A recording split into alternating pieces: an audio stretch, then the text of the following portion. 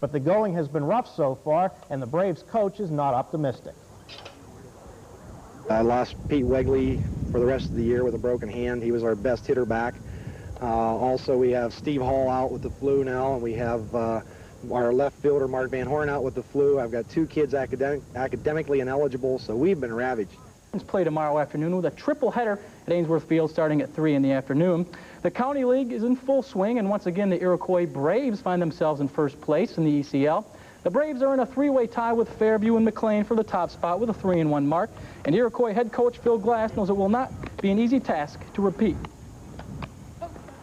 Now, how about the league in general? Pretty balanced? Very balanced. Right now there's 3 teams tied for first, with Harbor Creek only a half game out, and so they've only got the 1 loss. So really we have 4 teams. Field is the site. Prep and McDowell played this afternoon.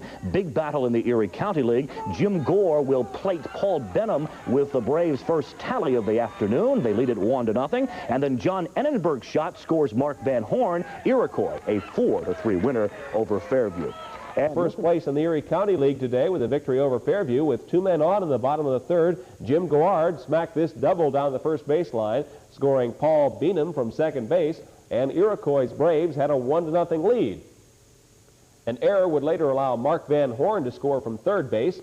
The Braves led by the score of 2-0. They would go on to post a 4-3 win. Iroquois now stands all alone in first place with a record of 6-2. In other action today, got 16 batters and tossed a 2-hitter today as the Braves beat Northwestern 3-1. One of the Wildcat hits came in the bottom of the first inning as Brian Wotecki laid down this bunt, scoring Jim Morley, and it was quickly 1-0 Northwestern. In the top of the 3rd, Steve Hall helped his own cause with the double off Wildcat starter Dave Schuster. Hall later advanced to 3rd on an error and scored on this base hit to right field by John Edinger. The Central Regional Division 2 in the season as they stay all alone in first place. Northwestern is now 5-4 on the year.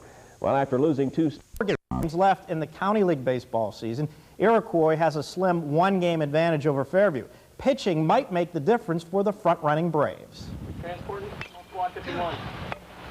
Braves coach Phil Glass has a pitching staff that's 3 deep, and the statistical leader is Steve Hall. During his high school career, Hall has never lost as a starter. He's 5-0 this year, and he racked up 8 wins without a defeat as a junior. Supporting help has made the difference. We weren't sure about our pitching, if it would hold up, but John Enninger's done a really good job, and our hitting's come around really good. I don't have to come in relief on the opposite games, and he's been doing a really good job for us so far. Most high school pitchers rely on heat to get by, but Hall is a complete pitcher. His big curveball makes him doubly tough to hit. Pretty much my curveball's been working real good this year, and that's pretty much saved me because I don't have a really overpowering fastball, but it's like more sneaky. The control and the mixing of the speeds, I think those are his secrets. He's not overpoweringly fast, but he's quick, and he's sneaky quick, I like to call him. But with the control that he has and the mixing of the speeds on the curveball, I think that's his success. As far as post-high school plans go, Hall would like to pitch in college, but for now he will concentrate on helping the Braves hold on to the top spot in the County League. Is in first place in high school baseball, while in District 10 tennis and volleyball, matches were held in Meadville today. Jet TV's Mike Gallagher reports. It looked as though Northeast might upset first place Iroquois when Dave Scotch connected for a grand slam home run, giving the Pickers the lead. But Iroquois coach Phil Glass and league-leading bat boy Matt Glass pulled the team together. They came back to win with the help of a grand slam home run from Josh Fassenmeyer. The Braves record now at 11-2 thanks to the 17-7 win over the Pickers. Down in Meadville this afternoon as teams went after first place and playoff spots, and Strong Vincent has lost 5-4. Jack Mosher with a 2-run single. The Braves won it 6-5 to clinch at least a tie for the ECL title, and at 12-2 overall, they will be the top AA team in the district playoffs. Steve Hall got the win for the Braves. He is now 6-0. Now the sport back to first for the Twin Killing, but the Braves got a home run from Mark Van Horn. They went on to beat Fairview 6-4 to take the title. In County League play, Harbor Creek knocked off Seneca 17-3, and that put the pressure on the Iroquois Braves, who took on Fairview with the County League championship on the line. The Tigers did not make it easy. On the shot back to the mound, the Fairview pitcher fires the 3rd, then the peg the first for the Twin Killing. But Iroquois got home runs from Mark Van Horn and Pete Wegley. They beat Fairview 6-4 to win the County League championship. The Metro softball Van Horn hit a solo home run to put the Braves up early 1-0. From there, it wasn't easy for Phil Glass's club, but they held on for the 6-4 win to win the county title. Girls softball, Harbor Creek got started in high school baseball. Right. As a matter of fact, they're going to start deciding the district champ tomorrow. By this time next week, district champions will be decided in high school baseball. And one team with an excellent chance of taking such a title, the Braves of Iroquois. For the second straight year, the Iroquois Braves enter the playoffs as the Erie County League champions. Well, it's always tough for you to repeat. We're real happy that we did it. The kids really put it together, and it was a real team effort for us this year, I think. Their strength is on the mound. Led by Steve Hall, who's lost just one game in his high school career, Iroquois has the arms to do it.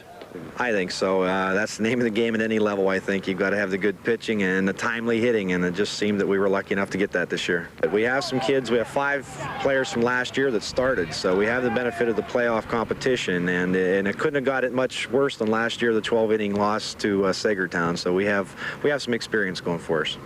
Experience and pitching, the ingredients that Iroquois hopes to use. playoffs against Kennedy Christian tomorrow. And as Dave Sess reports, they will be a tough team to beat in the AA class. Iroquois has a strong baseball tradition, but 1987 was supposed to be a rebuilding year. Well, we weren't sure if we were going to do all that good at the beginning of the year. We were picked to take 6 or something, but a lot of people came on to be really good hitters, and John Enninger came on to do a really good job of pitching, and we've just put everything together. So the Braves earned their nickname this season, setting goals and then working together in order to win. Well, it's easy for us to come together when we're down or behind. It's easy for us to come together and score runs because everybody's so close. And they've scored better than their opponents in 15 of 18 games, and the coach knows where to place the collective credit. What happened was we had a lot of individual performances at different times that came through for us, and a little bit of luck here and there, and they put it together. But I'm really proud of this group as a team because that's exactly what they've become over the course of the year. So far, this team concept has worked for an Erie County League championship, but the Braves are hoping they'll also put them in the district finals for the 6th straight year. From Iroquois, Dave Sess, ICU Sports. As the Braves eliminated Kennedy Christian from District 10 playoff action 5-1. Iroquois took a 2-0 lead in the top of the 4th as a pitcher Hall helped his own cause, doubling high off the wall in right field. With the Braves up 3-0 in the top of the 7th, all-county performer Steve Elias gave Iroquois some insurance with a 2-run double. The rest was up to Hall, and although he lost his no-hitter in the bottom of the 7th with 2 outs, he still proved to be too powerful for Kennedy Christian. Well, a super performance again, and that's pretty much what we've been getting out of Steve most of the year. The second game was another case of an overpowering pitcher, this time Troy Snyder of Lakeview handcuffing his opponent East. Lakeview, on the other hand, got to East pitcher Jim Kuna. Kuna pitched well, but was the victim of a 2-run error in right field that made a tight 2-1 game a 4-1 affair. Lakeview's Snyder allowed only 3 hits through 6 innings until East roughed him up for 2 runs in the bottom of the 7th to give Lakeview a 6-3 win. Strong pitching in the middle frames, striking out 13, and he gave up only 1 hit on the day. His bat also provided the winning run. Here he drives one high and deep to right field off the wall, scoring Eric Kahlberg as Iroquois defeats Kennedy Christian 5-1. It's a big help because you lose one game and you're out of it, so we have to be on pretty much every game. Competition is just going to get tougher, and we're going to have to keep playing the ball that we've been playing lately and scoring a lot of runs. Also in AA action, East took on Lakeview. It was not a good day for the Metro League champion in the AAA bracket, as you will see. Now, this game between Prep and Francois in the AA bracket got a big effort from Steve Hall today. First of all, this banging double off the right field monster out there at Ainsworth put the Braves up 2-0, and then Hall tossed a one-hitter as the Braves won it. To the scoreboard we go. The final there was 5-1. Hall, the winning pitcher, and also the game-winning RBI. Lakeview. New good one for the Prep Ramblers. Franklin came Braves, striking out 13 Kennedy Christian batters while allowing just 1 hit in the AA contest. Hall also got the key hit with his bat. His drive off the right field wall scored Eric Kahlberg with the game winner as Iroquois knocks off Kennedy Christian 5-1. The curveball is something else. You got to see it to believe it, I guess. But his control was also there. He lost it a little bit in the 1 inning, but basically he had good control of his stuff. And he's such a competitor that we know if we get him some runs, we're going to be in the ball game. Also, Jet TV's Brian Duffy reports from Ainsworth Field. It was a day for pitchers at Ainsworth Field. The first game saw Iroquois' Steve Hall blow away 13 batters on strikeouts and not allow a base hit until 2 were out in the bottom of the 7th. Iroquois came up with 5 runs, 2 coming on a double by Steve Elias in the top of the 7th, giving Hall insurance he would not need as the Braves won it 5-1. Game 2 featured Lakeview and East. They're well coached, well disciplined. Their catcher, I can tell, has got a super arm, and they look like they're here to play. The third pitcher of the day also had 13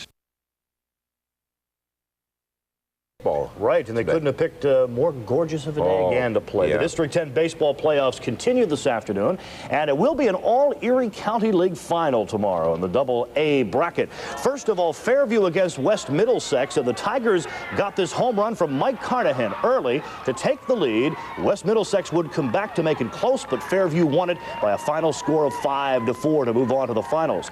Iroquois and Lakeview then in the other semifinal. Beautiful suicide squeeze here by the Braves in the top of the 2nd, put them up by a 2-0 score, and then with a score 3-0, Mark Van Horn rips one up the middle. That brings around another to make it 4-0. Another base hit later caps a 9-run second inning for the Braves. As we go to the scoreboard, they won it 14-6. So Fairview and Iroquois will play for the Double-A District 10 championship tomorrow afternoon at 4 o'clock at Ainsworth Field. Game Iroquois continued to show the strength of the ECL. The game was decided in the 2nd inning as the Braves paraded 12 men to the plate, scoring 9 times. One of the game's most thrilling plays was a perfectly executed squeeze play as Paul Benham lays down the bunt, scoring Jim Glennon. The play seemed to light a fire under the Braves. The inning finally came to an end on a single by Josh Fazemeyer that scored Jim Glennon for a 9-0 lead, but Steve Hall was nailed at the plate. Iroquois continued to pound the ball all afternoon, winning it 14-6, setting up a meeting with Fairview with the Double-A District 10 title at stake. Brian Duffy, Jet TV Action Sports. Okay, here's a look at the scoreboard. Fairview over West Middlesex 5-4, and in the other Double-A semifinal game, Iroquois beating Lakeview 14-6. In Triple-A action in the 4th inning now, Strong Vincent leading Harbor Creek at Ainsworth 4-2. At 7 tonight, Franklin will take on Warren.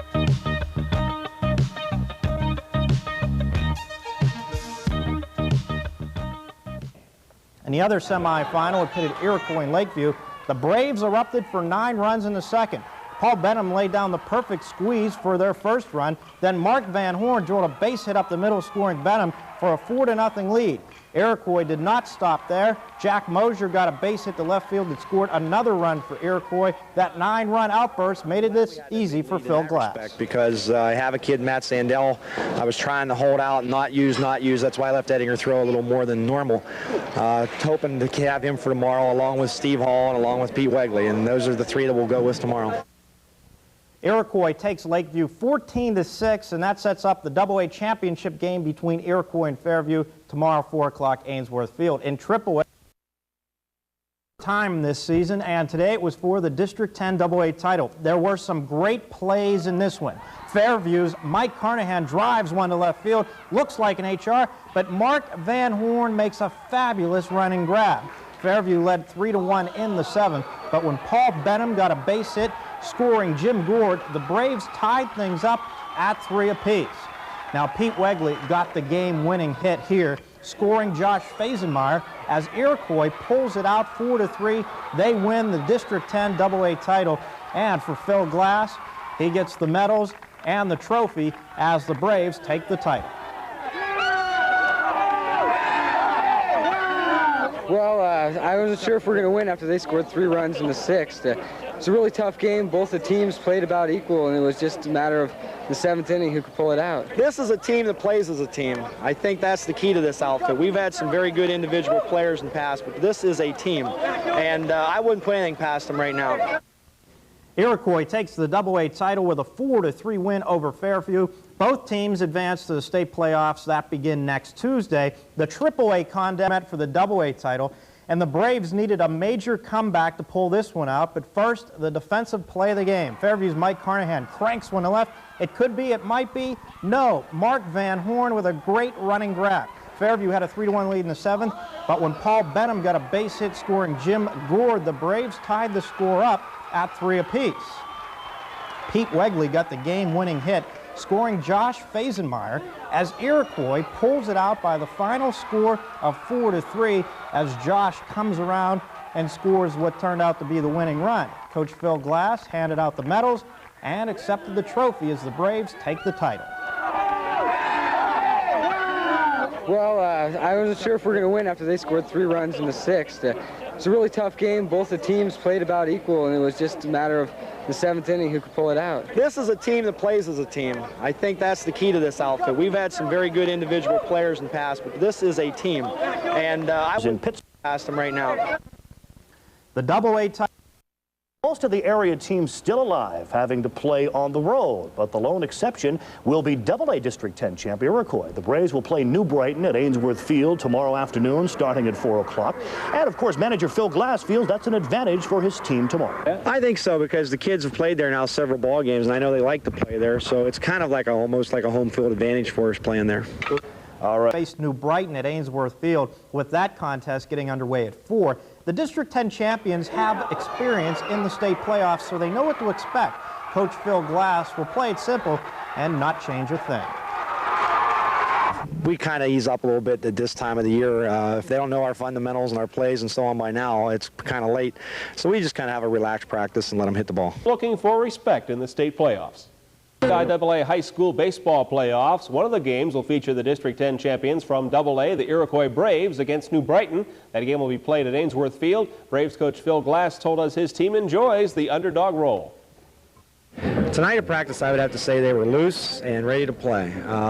They've got a little extra motivation now. They're doing something that no team at Iroquois has ever done before.